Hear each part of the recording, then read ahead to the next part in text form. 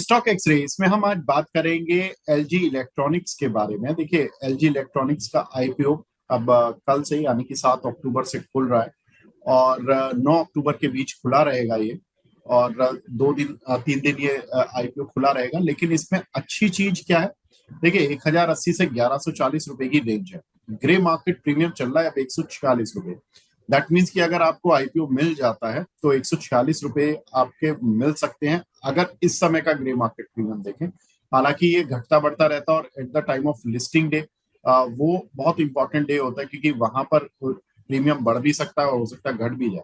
तो वो सारी चीजें होंगी, लेकिन उन संभावनाओं को तलाशते हैं कि लिस्टिंग डे पे एक्चुअल में हो क्या सकता है, कहां तक शेयर जा सकता है, क्या कुछ चीजें हो सकती हैं इस कंपनी के साथ, फंडामेंटल कैसे है, फंस गए तो क्या रख लेंगे, रखना चाहिए, क्या करना चाहिए।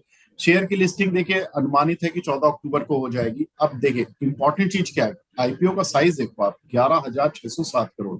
वहां टाटा कैपिटल अपना आईपीओ लेकर आया हुआ है, तो आईपीओ मार्केट में लिक्विडिटी काफी ज्यादा आ रही है। अब ऐसे में निवेशक के पास एक कंफ्यूजन यही आ जाता है कि उसको पैसे लगाने का है टाटा कैपिटल में या एलजी इलेक्ट्रॉनिक्स में। टाटा कैपिटल के आईपीओ को सब लोग कह रहे थोड़ा सा महंगा है, हालांकि बट टाटा का ब्रांड है। एलजी भी ऐसा ब्रांड नहीं है जो कि लोग नहीं जानते हैं। 11,617 करोड़ रुपए में के लिए कंपनी जो एलजी, जो इनकी कोरियन कंपनी है, प्रमोटर कंपनी है, वो 15% अपना हिस्सा बेच रही है। अब इसमें होगा क्या कि कंपनी की वैल्यू बन जाएगी, अगर ये 15% हिस्सा आईपीओ साइज के हिसाब से बिक जाता है तो 75 से 80 हजार करोड़ रुपए के बीच में इस कंपनी की वैल्यू बन जाएगी। अब देखिए, कंपनी को फाइनेंशियली समझते हैं थोड़ा सा, उससे थोड़ी सी पिक्चर आपको क्लियर हो जाएगी। अगर आईपीओ में पैसा मिला ठीक है, लिस्टिंग गेन पर आप रखना चाहें रखें, लिस्टिंग गेन के अगर बाद भी रखना चाहें तो आपके दिमाग में ये पता हो कि कैसी कंपनी है। देखिए, लास्ट ईयर जो कंपनी का रेवेन्यू था वो था करीब 21,352 करोड़ रुपए। प्रॉफिट रहा 1,500 करोड़ रुपए के आसपास, करीब 15% के मार्जिन हैं। ईपीएस करीब 22.25 रुपए की है। कंपनी डेट फ्री है। कंपनी के पास लास्ट फाइनेंशियल ईयर के हिसाब से नकदी भी 3606 करोड़ रुपए की थी। अब बहुत सारे लोग ये भी पूछते हैं सर, जब कैश ही पड़ा हुआ है, डेट फ्री कंपनी है, तो पैसे की जरूरत क्यों है। देखिए, पैसे की जरूरत कंपनी में जो कैश पड़ा हुआ है वो प्रमोटर कंपनी नहीं ले सकती। प्रमोटर कंपनी अपने हिस्से की वैल्यू ले सकती है। तो वो हिस्सा जब वो 15% बेचेंगे तभी उनको वो 11,000 करोड़ रुपए मिलेंगे। अब देखिए, आईपीओ महंगा है या सस्ता, ये आपको वैल्यूएशन से पता लग जाएगा। ये सामने है आपकी वैल्यूएशन, इसके जो कॉम्पिटिटर है उनकी वैल्यूएशन भी आपके सामने। 51 के पी मल्टीपल के आसपास एलजी का आईपीओ आ रहा है।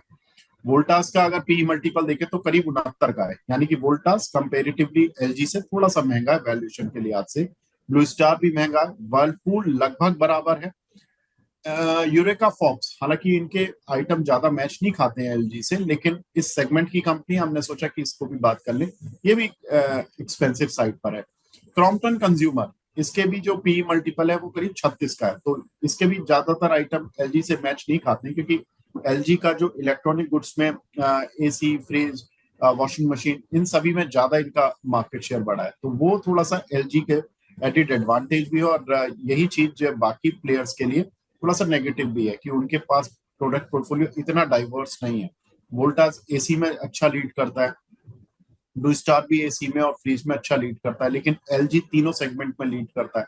वर्लपूल के साथ भी अपनी एक निश प्रोडक्ट की है। एलजी एक कॉमन कंपनी है जो कि 3-4 प्रोडक्ट में, भले ही मार्केट लीडर किसी किसी प्रोडक्ट में हो, लेकिन लीडिंग टॉप 3 में जरूर आती है हर प्रोडक्ट कैटेगरी में ज्यादातर। तो ये इसकी एक स्पेशलिटी है। माइक्रोवेव ओवन में भी एलजी का अच्छा नाम है। तो ये एक इसके साथ अच्छी चीज है। अब देखिए, जो जानकार मान रहे हैं वो यही कह रहे हैं कि भाई लिस्टिंग गेन जिनको लेना है वो लिस्टिंग गेन के लिए जा सकते हैं, और जो लॉन्ग टर्म भी रहना चाहते हैं इस कंपनी में, बुराई नहीं है इस आईपीओ में। लेकिन अंशुल भाई आप बताएं, अगर आप इतना सब कुछ सुनने के बाद अगर आप आईपीओ में लगाना चाहें तो आप एलजी में जाएंगे या टाटा कैपिटल में जाएंगे।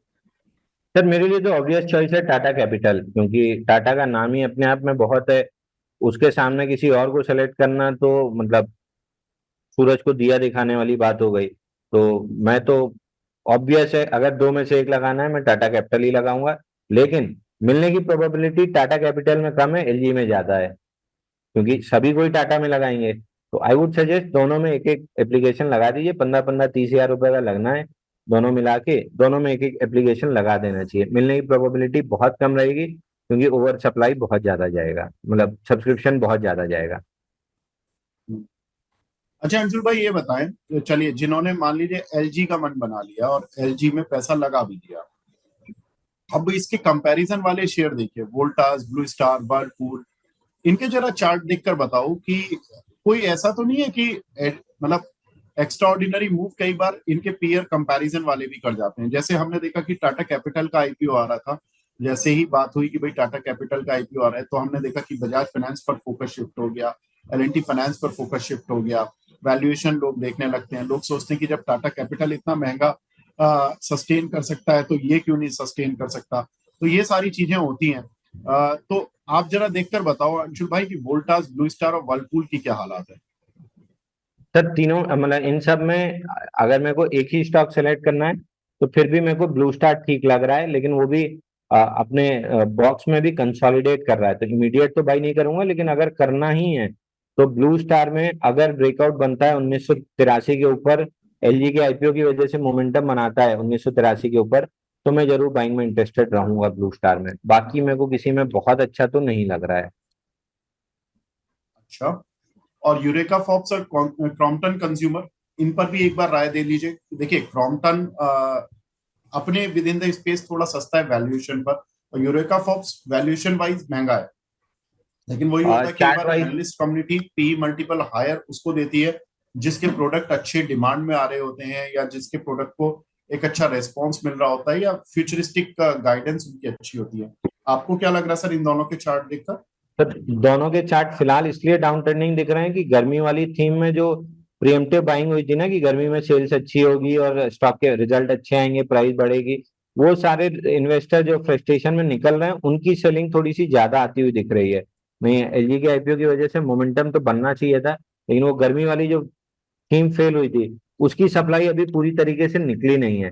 ब्लू स्टार में जरूर ऐसा लग रहा है कि निकल गई है, लेकिन वोल्टास वर्लपूल में अभी थोड़ी बहुत बची हुई है, यूरिका फोर्ब और क्रॉम्पटन ग्रीव में थोड़ा ज्यादा बची हुई है, तो ओवरहेड सप्लाई की वजह से थोड़े से नीचे आ रहे हैं, आईपीओ की वजह से मोमेंटम इसलिए नहीं बन पा रहा है। ठीक है, तो कुल मिलाकर कह सकते हैं कि ये विद इन द स्पेस आपको एक जायजा मिला, एलजी का जायजा मिला कि एलजी में देखिए जो एक्सपर्ट्स की राय है वो यही है कि शॉर्ट टर्म अगर आप इसके लिए लिस्टिंग गेन के लिए जा रहे हैं तो चले जाएं, करीब 100-150 रुपए मिल जाएंगे आपको। और अगर आप लॉन्ग टर्म भी रहना चाहते हैं तो आप रह सकते हैं। कंपनी ठीक है, कंपनी का प्रोडक्ट ठीक है, और प्रमोटर बहुत अच्छा है, साउथ कोरिया से रिलेटेड कंपनी है, और कोरियन कंपनी है, जापानीज कंपनीज का जनरली जो इंटरफेरेंस रहता है ना एज एन प्रमोटर, वो बहुत ज्यादा उस तरह से नहीं रहता कि स्टॉक मार्केट के लिहाज से ज्यादा इंटरफेरेंस है। आप मारुति की हिस्ट्री उठाकर देख लीजिए कि मारुति ने किस तरह का परफॉर्मेंस दिया है। तो ये एक अच्छी चीज होती है जो कि इन प्रमोटर्स की चलती है कंपनीज के साथ। टाटा ऑफ कोर्स हमारा ब्रांड है, टाटा कैपिटल का आईपीओ ऑफ कोर्स उस पर भी हमने बात की थी, और उस पर भी जानकारों की यही राय आई थी कि लॉन्ग टर्म के लिए ठीक है। थोड़ी सी वैल्यूएशन स्ट्रेस्ड है, लेकिन कोई बात नहीं, उतना चलता है, टाटा कैपिटल आगे खींच देगा। अंशुल भाई आप हमारे साथ जुड़े सर, बहुत बहुत शुक्रिया हमसे जुड़ने के लिए, अपना कीमती समय देने के लिए, थैंक यू सो मच। तो धन्यवाद।